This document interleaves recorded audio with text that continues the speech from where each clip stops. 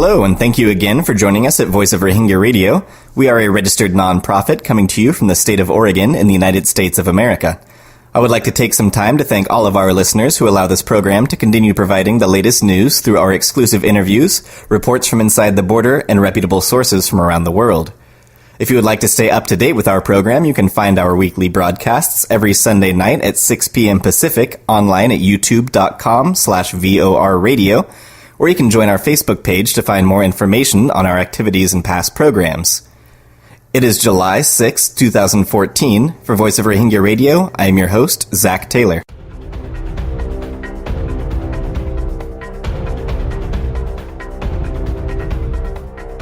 Our top story today played out like an all-too-familiar scene as once again allegations of a Buddhist woman raped by a Muslim man have been circulated to incite violence against Myanmar Muslims, this time in Mandalay just as the holy month of Ramadan begins. Leader of the Buddhist extremist group 969, Monk Warathu, posted the allegations on his popular Facebook page. The post, which not only alleges the rape of the Bama girl, also contains incendiary claims that the Muslims were, quote, armed to the teeth, ready to wage jihad against Buddhists in the country, end quote. This comes after Warathu's recent sermons in which he preached a desire to send a message to the Myanmar Muslims to mark the beginning of Ramadan. Warathu, who ironically identifies himself as Burma's bin Laden, and his followers claim Myanmar is under threat from Islamic expansion and have called for a boycott of Muslim-owned businesses. The unsubstantiated claims of rape roused a mob of around 300 Buddhists, including a contingency who rode motorcycles around Mandalay, Burma's second-largest city, many of them wielding knives, clubs, and bamboo poles and reportedly shouting, "We're going to kill all the Muslims." More than 600 officers were deployed in an attempt to control the angry crowd of Buddhists, which also included around 30 monks, who started throwing stones, rocks, and bricks near a tea shop owned by a Muslim man accused of the rape. Police fired 3 rubber bullets in an attempt to control the crowd, which went on a rampage against Muslim shops and vehicles. 5 people were injured in the ensuing violence, during which other Muslim shops were damaged and the windows of a mosque were smashed. A police officer in the capital, Naypyidaw Da, told Reuters on Thursday that charges of rape had been filed against the tea shop owner and his brother, but a recent press conference held by the victim on Thursday tells a very different story. The 17-year-old Mar Kya describes her situation firsthand, saying that it was actually a Myanmar Justice Department staff member that perpetrated the crime. The victim explained that the man, Tin Maung Win, whom she met in an attempt to free her brother who is facing questionably legitimate drug charges, purportedly took her to a tea shop where he drugged her drink and subsequently brought her to a nearby Pearl guest house and raped her. The victim detailed that on May 19th, a doctor informed her that she was pregnant and that she tried to communicate with the above-named rapist, who refused to discuss the matter. Though the girl and her family reported the crime to the police, no arrest warrant was ever issued. Receiving no help from the law, she and her family got in touch with social activist networks to go public with her story. It was at this point 969 monks and other anti-Muslim agitators got involved by manufacturing the story later used to incite anti-Muslim communal violence. The victim said in the conference, "I am not ashamed of having been raped by a fellow Bama and Justice Department staff, but I am ashamed that monks and other groups are distorting and using my rape story to create religious conflicts in my hometown of Mandalay." In the fallout and the paranoia, 5 Muslims were arrested on Friday after police searched homes nearby and found ceremonial knives. A 9 p.m. to 5 a.m. curfew, backed up by a heavy police presence, prevented further trouble on Thursday night, and the same curfew was in force on Friday. 1 Muslim man was also beaten to death early on Thursday on his way to morning prayers. The Arakan Rohingya Union issued a statement concerning the violence yesterday that called the attacks pre-planned, saying that devising allegations of rape, hate speech, and inflammatory messages through social media are the major tools used by Buddhist extremists to trigger violence against Muslims in Myanmar. The ARU appealed to the United States government and the international community to demand of the Myanmar government to conduct a transparent and impartial investigation of the events and to bring the perpetrators to justice, along with releasing the now imprisoned shop owner who was arrested on false charges devised by Monk Warathu. The statement also offered condolences to the man who was killed and others injured in the violence, and concluded with a demand of the Myanmar government to make a genuine commitment to solving communal and ethnic issues with transparency, honesty, and integrity. You are listening to Voice of Rohingya Radio.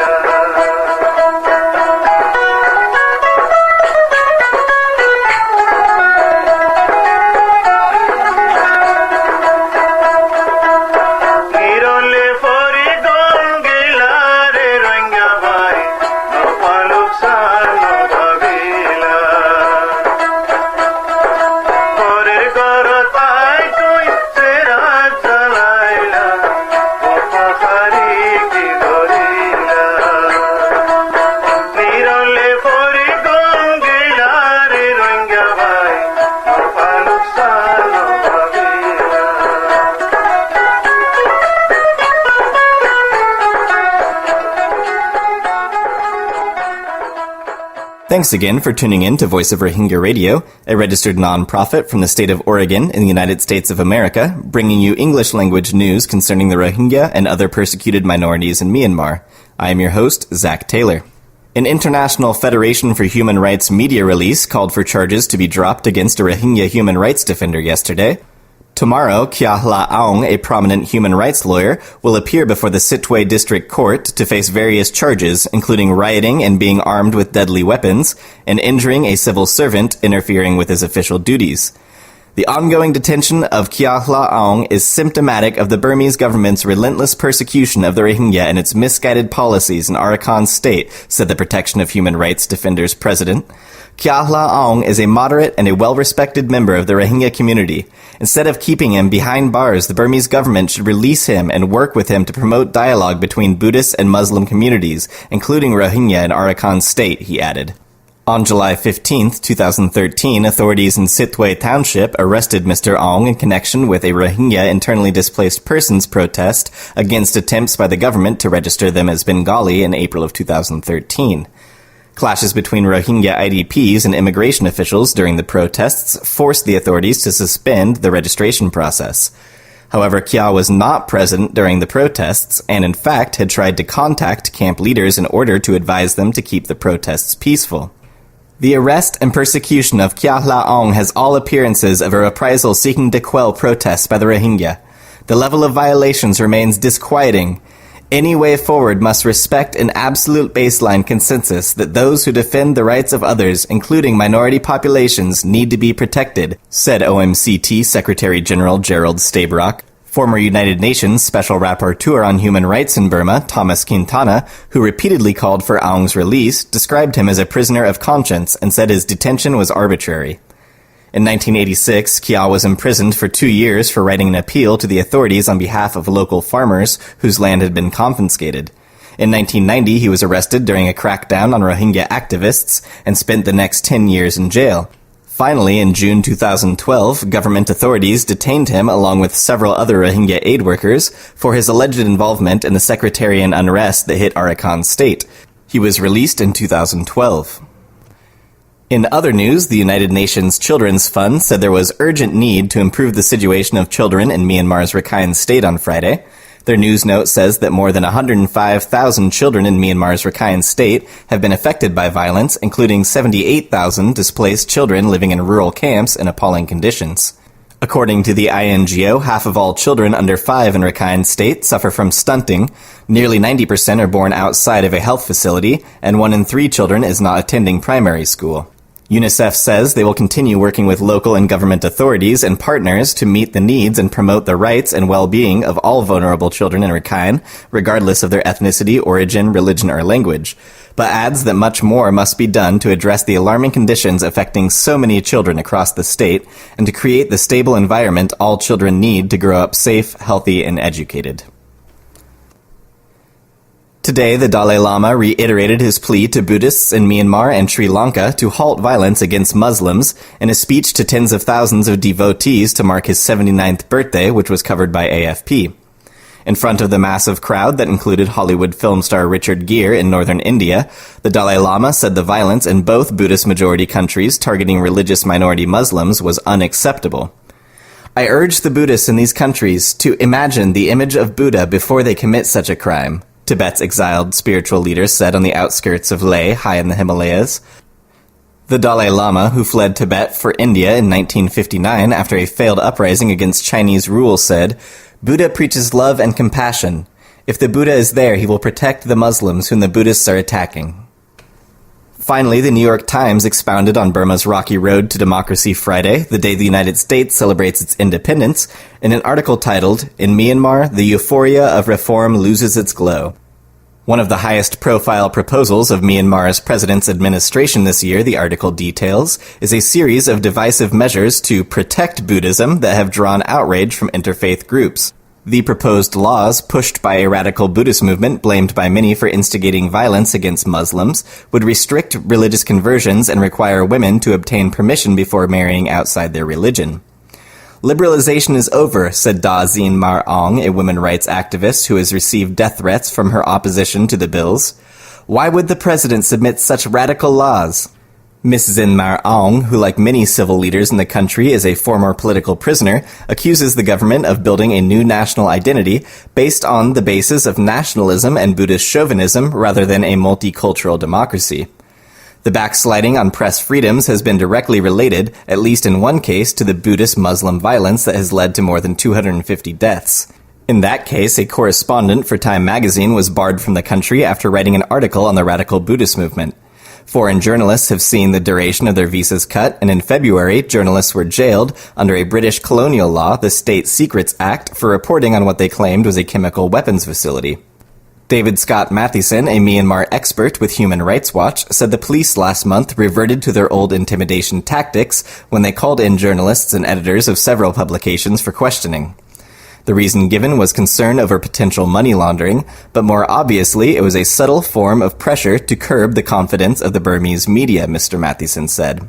In an attempt to explain what many call a pause in reforms, the managing director in Myanmar of Rhines & Partners, a consultancy, said he sensed more caution from the still powerful military establishment and a belief that it's too early to let go of the reins. The article says the welcome mat laid out for foreign investors 3 years ago has failed to produce the rush of foreign companies that many anticipated, and foreign businesses are encountering high levels of corruption, a dysfunctional bureaucracy, and infrastructure that remain among the most primitive in Asia. The disappointing levels of foreign investment are a blow to the governing party, the Union's Solidarity and Development Party, which was created by the former junta.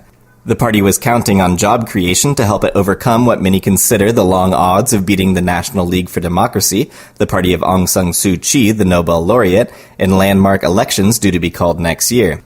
Despite 3 years of a nominally civilian government, the military's privileges and economic clout have remained largely intact. They own everything, land, companies, export licenses, you name it, they have it, said a former officer who is now an opposition member of parliament. And almost without exception, the top posts in Myanmar's government today are held by former military officers. It really seems like a military government in civilian clothing, said Sean Turnell, one of the leading experts on the Burmese economy.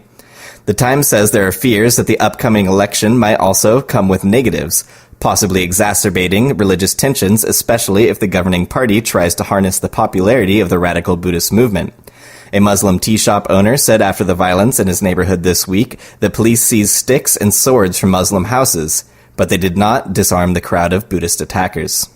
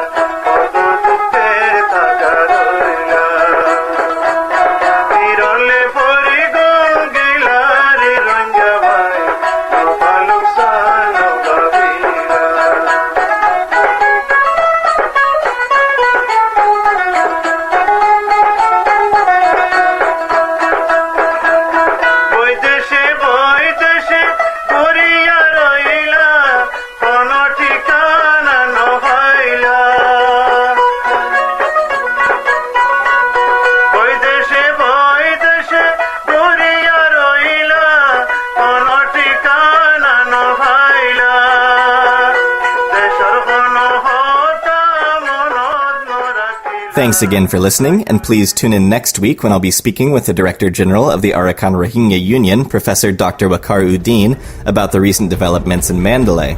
And in the following weeks, I'll also be bringing you exclusive interviews with the Honorable Tom Andrews, President of United to End Genocide, and Matthew Smith, Executive Director of Fortify Rights. You can catch those broadcasts and every broadcast Sundays at 6 p.m. Pacific Time here in the United States at youtube.com/VOR Radio, or you can join our Facebook page to find more information on the program. From Voice of Rohingya Radio, I'd like to wish all of our Muslim listeners a Ramadan Mubarak. This is Zach Taylor, signing out.